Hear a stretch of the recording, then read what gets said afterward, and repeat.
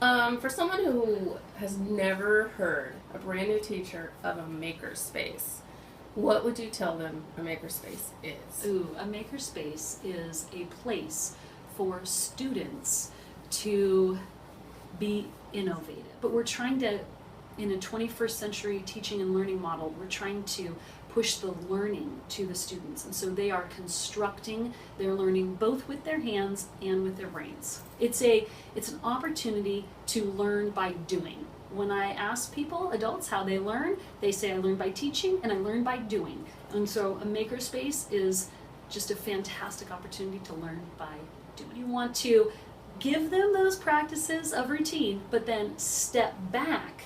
And the way I put it is I try to say yes as much as I possibly can. Just always yes. And even though like the kids are like, can we get glitter in here? And I'm just all the warning signs are going, don't do it, right? And then I'm like, yes. Oh, you want to try to saw a PVC pipe that I can get for you? Yes, right? So it's always yes. And then also, it really what comes into play is that facilitator model of teaching and the guided teacher where you are asking them questions.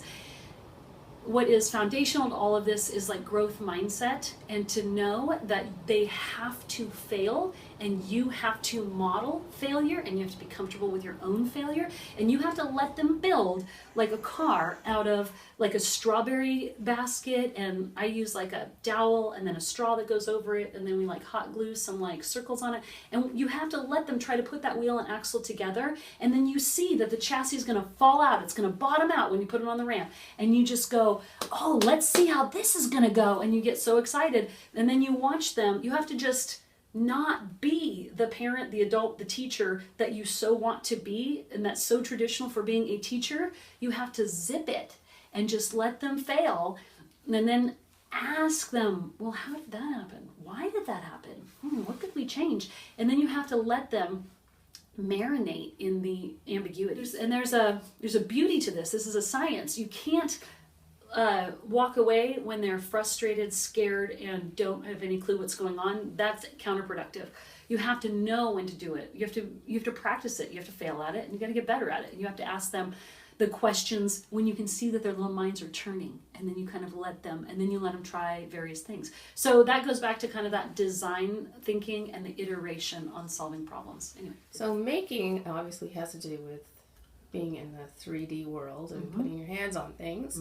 So what's the bridge between that and computer science? Both computational thinking and making are opportunities to think and explore your own thinking, right? That's how they kind of come together.